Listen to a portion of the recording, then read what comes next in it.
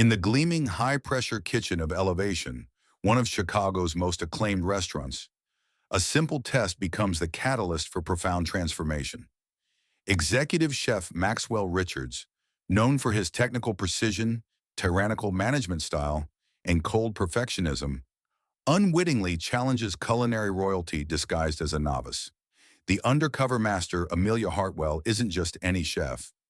Once commanding Paris's most prestigious kitchen, her restaurant Leto earned 3 Michelin stars faster than any establishment in history. Her beef Wellington was legendary, a dish so perfect it brought diners to tears. Yet 2 years ago, at the peak of her career, Amelia walked away from it all, burned out from the relentless pressure of maintaining culinary perfection. Now 34, with her naturally blonde hair dyed auburn and using her middle name Amy, Amelia works incognito in American restaurants, researching a book about rediscovering joy in cooking. When she applies for a line cook position at Elevation, Maxwell barely glances at her deliberately understated resume before assigning her to vegetable prep. The challenge. During preparations for a prestigious James Beard Foundation dinner, Maxwell publicly challenges Amelia to prepare beef Wellington, his signature dish, setting her up for humiliation. "Either you make it perfectly or you're fired," he announces, confident in her inevitable failure. The kitchen falls silent. Everyone knows Maxwell's Wellington is his pride, a complex dish requiring perfect timing and technique. The sous chef Daniel whispers a warning. He's setting you up to fail. Nobody touches his Wellington recipe. The transformation. As Amelia begins working, a subtle shift occurs. Her movements become precise and efficient. She handles ingredients with unmistakable authority and intuition. While following the bones of Maxwell's recipe, she makes crucial refinements, adding Madeira wine to the mushrooms, achieving perfect sear on the tenderloin, creating intricate lattice work on the pastry, and finishing with a sprinkle of flaky sea salt. The kitchen staff notices her confidence and expertise. When Maxwell challenges her timing, she responds with technical precision. "This one needs 38 minutes. The thickness of the pastry and the temperature of the meat before wrapping affect cooking time." As the Wellington bakes, she prepares accompaniments with masterful technique.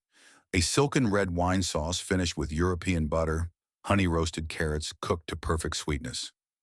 Maxwell's demeanor shifts from condescension to watchful curiosity. The revelation. When Amelia retrieves the Wellington from the oven without checking a timer, Maxwell confronts her. For the first time, her polite deference falls away as she explains with authority. The pastry has achieved optimal color. The internal temperature of the beef will be precisely 128 degrees, which will rise to 132 degrees during resting, a perfect medium rare. The kitchen goes silent at her expert vocabulary. Maxwell, having searched his phone, confronts her. "Your name is Amelia Hartwell." "Not Amy. You're Amelia Hartwell of Leto, 3 Michelin stars. James Beard, outstanding chef, international culinary ambassador." A collective gasp travels through the kitchen as staff realize the legend standing among them. Maxwell accuses her of spying, but Amelia explains she's researching American restaurant culture and finding joy in cooking again, pointedly adding there seems little joy in his kitchen. The masterpiece.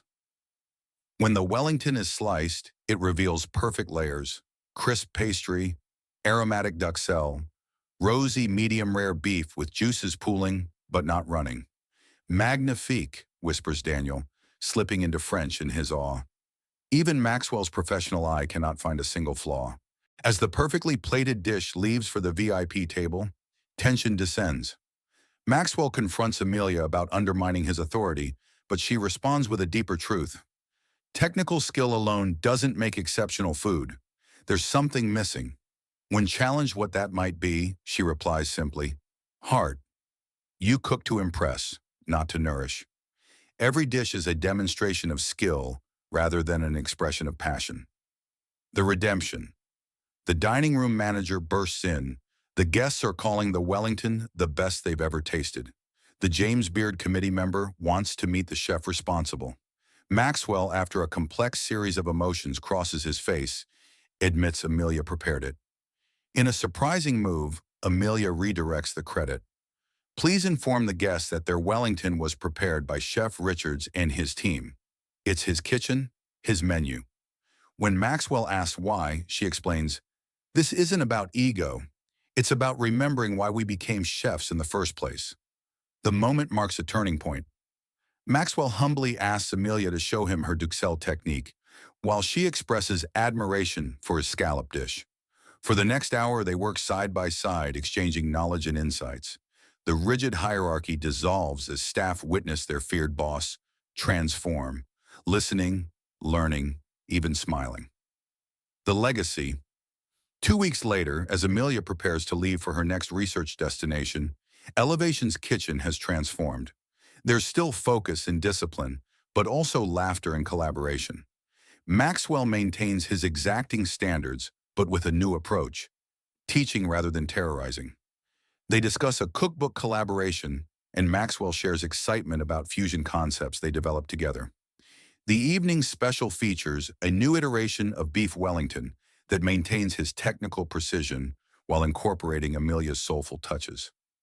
As Amelia departs, she hears something rare from her first days: Maxwell's genuine laughter as he works alongside his team. Her parting wisdom resonates. True mastery isn't just about skill, it's about passion and humility. The heart of the story. At its core, the Wellington Revelation explores the tension between technical perfection and emotional connection in culinary arts.